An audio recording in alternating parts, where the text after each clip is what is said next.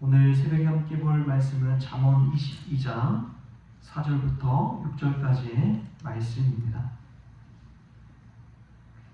우리 한 목소리로 같이 읽겠습니다. 겸손과 여호와를 경외함의 보상은 재물과 영광과 생명이니라. 비역한 자의 길에는 가시와 올무가 있거니와 영혼을 지키는 자는 이를 멀리 하느니라. 마땅히 행할 길을 아이에게 가르치라. 그리하면 늙어도 그것을 떠나지 아니하리라. 아멘. 할렐루야. 오늘 새벽에 주의전에 나온 여러분들에게 하나님의 사랑과 은혜가 가득하기를 소망합니다. 오늘 말씀 가운데 참 인생의 나침판과 같은 말씀이죠. 우리가 여호와를 경외하고 겸손할 때 하나님께서 주시는 보상이 있다는 것입니다. 그것은 재물과 영광과 생명이라고 하는데, 참 우리가 신앙생활에서 중요한 게 있어요. 보상만을 바라고 하게 되면 저희가 겸손과 경외함을 지켜나가기가 참 쉽지가 않습니다. 그래서 먼저 그런 보상은 다 잊어버리고 먼저 겸손하고 여호와를 경외하는 것이 참 중요하다는 것이죠. 그것만 생각하며 나아갈 때 보상은 그냥 2차적으로 따라오는 것입니다. 그래서 이 1차적인 것, 본질적인 것을 놓치게 되면 모성이고 뭐고 다 그냥 소용없게 되는 것이죠. 그래서 정말 중요한 것은 겸손과 경외만을 바라보면서 살아가는 것입니다. 여러분 신앙생활할 때 어떻습니까? 여러분은 이 본질적인 것을 잘 지키며 살아가고 있습니까? 아니면은 나중에 이제 보상과 또 축복받을 것, 은혜 구하는 것, 그것을 바라보면서 신앙생활하고 있습니까? 우리가 먼저 본질적인 것에 충실할 수 있기를 바랍니다. 그것이 먼저이지 두 번째 것을 바라보다 보면 어느 순간 우리의 마음이 다른 곳에 가 있기 마련인 것이죠. 그리고 이 보상에 관해서도요, 순차적으로 성경에서는 나옵니다. 첫 번째가 재물, 두 번째가 영광, 세 번째가 생명입니다. 정말 중요한 것은 나중에 나오더라고요. 재물, 우리가 있다가도 없고 또 없다가도 있는 게 재물이잖아요. 재물이 없어도 생명은 지킬 수가 있습니다. 그런데 이 재물이 먼저 나오고 그 다음에 영광, 명예 이러한 것이고 정말 소중한 것이 생명이지 않습니까? 이 순차적으로 나온다는 거예요. 그래서 겸손과 경외함을 지키며 나아갈 때 하나님의 이 믿음의 보상이 조금씩 좀 더 중요한 것들이 나중에 나온다는 것을 알 수가 있습니다. 이 사실을 깨달을 때 신앙생활을 멀리 길게 할 수가 있는 것이죠. 마치 사도 바울이 예수 그리스도의 표대만을 바라보고 앞을 향해 나아갈 수 있었던 것처럼, 그때 우리는 처음에는 재물이지만 그 다음은 영광이고 그 나중은 생명을 얻게 된다는 것이죠. 우리가 생명을 얻을 수 있는 믿음의 성도님들 될 수 있길 바랍니다. 멀리 내다보고 신앙생활하는 그 은혜가 있기를 원합니다. 본질적인 것 놓치지 말고 오늘도 무엇이 중요한지를 깨달을 수 있기를 바랍니다. 초대교회 사도들이 신앙생활하고 또 사역하고 교회가 점점점 늘어나다 보니까 구제하는 일에 힘을 쏟고 하다 보니까 이 믿음 생활이 흔들리는 것을 깨닫게 됐습니다.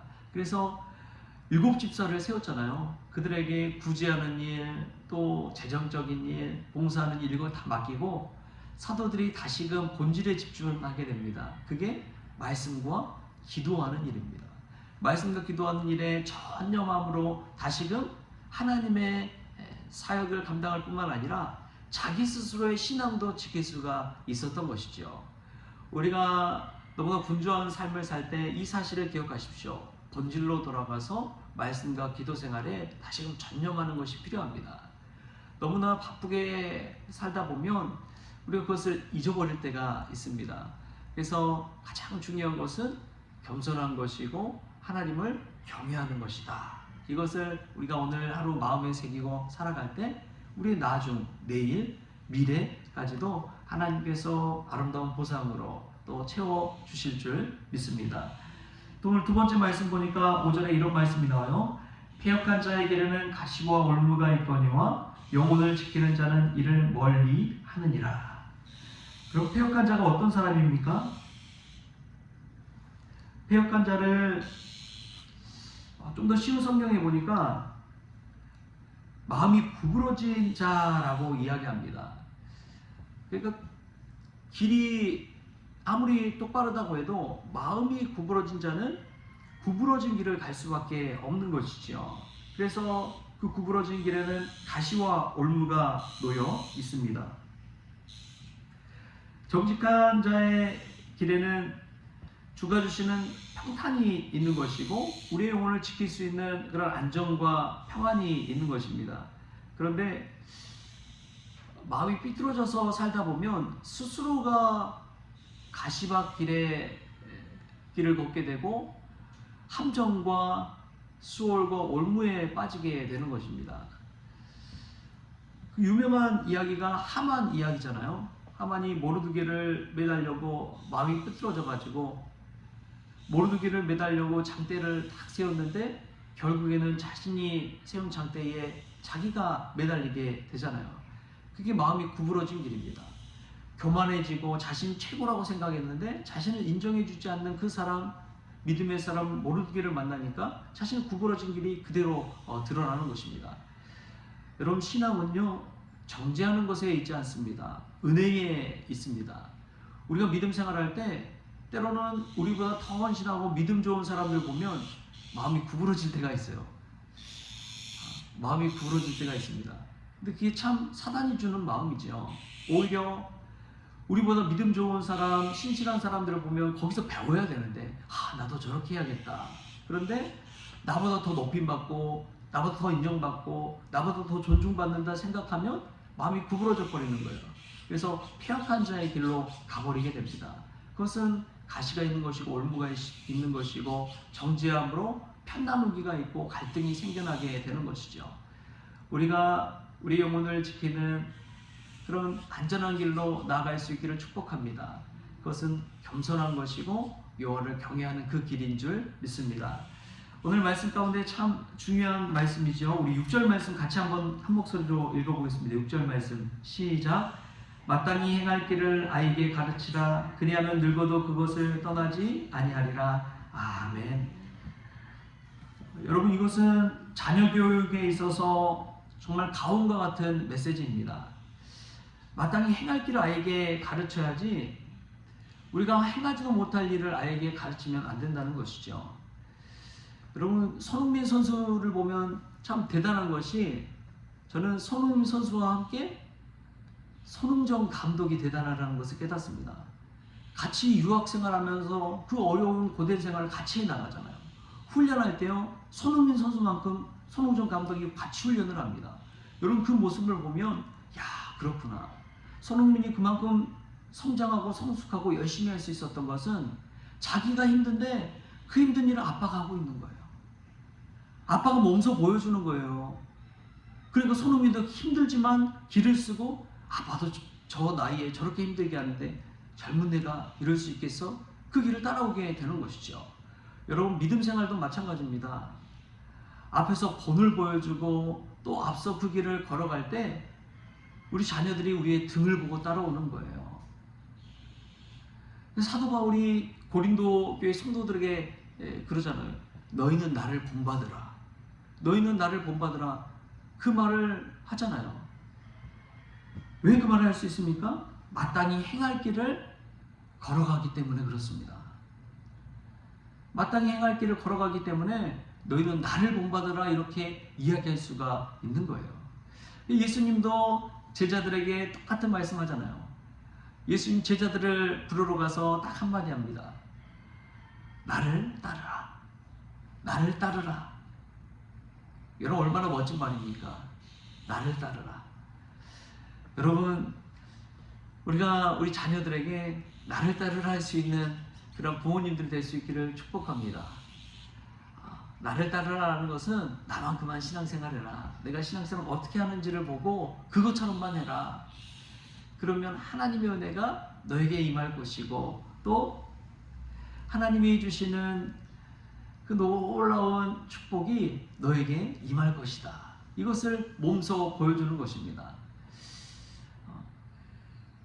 정말 기도하는 사람은 기도하라고 목소리를 높이지 않는다고 합니다. 그냥 기도하는 모습을 보여준다고 합니다. 이게 참된 가르침이요 교훈인 것이죠. 기도가 얼마나 중요하느냐, 목소리 높여서 외칠 필요가 없다는 거예요.